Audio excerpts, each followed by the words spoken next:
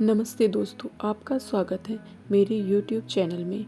और मैं आज फिर से आपके सामने उपस्थित हुई हूँ महाभारत की एक और रहस्यमय तथ्य के साथ। क्या आपको पता है या कभी आपने सोचा है कि महाभारत युद्ध के दौरान कितने योद्धाओं की मौत हुई और मारे गए शूरवीरों के शवों के साथ क्या हुआ और शव कहाँ गए? तो चलिए जानते हैं कुरुक्षेत्र की भूमि के इस रहस्य के पीछे के कारण को। यदि आप युद्ध में मारे गए योद्धाओं के आंकड़ों को जानेंगे तो आपके पैरों तले जमीन खिसक जाएगी। युद्ध में मारे गए योद्धाओं के सही आंकड़ों के बारे में धृतराष्ट्र को किसने बताया, मैं आपको बताऊंगी। महाभारत के युद्ध में के बारे में हमने बहुत सुना है, पढ़ा है और टेलीविज़न पर भी कई बार देखा है, लेकिन रोचकता वैसी ही है। इस युद्ध के बारे में जानने की जिज्ञासा वैसी ही है। इस महासंग्राम में भारत के राजाओं के साथ विश्व भर के योद्धाओं ने भी भाग लिया था। व्यास जी ने इस ग्रंथ की रचना करते वक्त कहा था कि जिस विषय में की चर्चा इस युद्ध में नहीं है उसकी चर्चा कहीं भी नहीं है। महाभारत की चर्चा करते वक्त ये सवाल सबके दिमाग में आता है और कई बार आता है कि इस युद्ध में कितने सैनिक मारे गए और उनका क्या हुआ। आज भी हम किसी भी बड़े युद्ध की तुलना महाभारत से ही करते हैं। महाभारत के स्त्री पर्व के एक प्रसंग में धृतराष्ट्र युधिष्ठिर से युद्ध में मारे गए योद्धाओं की संख्या पूछते हैं तो युधिष्ठिर कहते हैं कि इस युद्ध में 1,66,20,000 वीर मारे गए थे।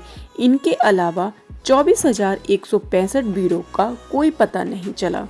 युधिष्ठिर अपनी बात आगे जारी रखते हुए कहते हैं कि इस युद्ध में जो क्षत्रिय धर्म निभाते हुए वीर मारे गए वो ब्रह्मलोक चले गए, जो युद्ध से भागते हुए मारे गए वो यक्षलोक चले गए, और जो वीर इस युद्ध में ईमानदारी से लड़ते हुए मारे गए वो पुण्यलोक चले गए। आज भी आप हरियाणा के कुरुक्षेत्र जाएंगे तो महाभारत काल के कुछ अवशेष मिलते हैं। इससे हम समझ सकते हैं कि वो युद्ध कितना बड़ा होगा जिसके अवशेष आज भी इतने सालों के बाद मिलते हैं। चलिए अब बात करते हैं कुरुक्षेत्र युद्ध में मारे गए योद्धाओं के शवों के साथ क्या हुआ। महाभारत युद्ध में मारे गए योद्धाओं के शव इसलिए नहीं मिल पाए क्योंकि उस युग में मृत शवों के साथ दुर्व्यवहार नहीं किया जाता था। दिल ढलने के बाद ही युद्ध को रोक दिया जाता था और जिन लोगों के शव भूमि पर पड़े रहते थे उन्हें उनके परिवार को सौंप दिया जाता था और इन शवों के अंतिम संस्कार के बाद सिर्फ राख ही बचती थी। और जिस दिन पितामह भीष्म ने अंतिम सांस ली थी उस दिन कुरुक्षेत्र की भूमि को जला दिया गया था ताकि युद्ध में मारे गए योद्धाओं को स्वर्ग में जगह मिल सके और उनके शवों का शुद्धिकरण हो जाए।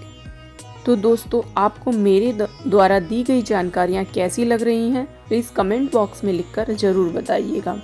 अगर आपने अभी तक मेरे चैनल को सब्सक्राइब नहीं किया है तो प्लीज़ लाल बटन पर क्लिक करके चैनल को सब्सक्राइब करें और ज़्यादा से ज़्यादा शेयर करें। नमस्कार।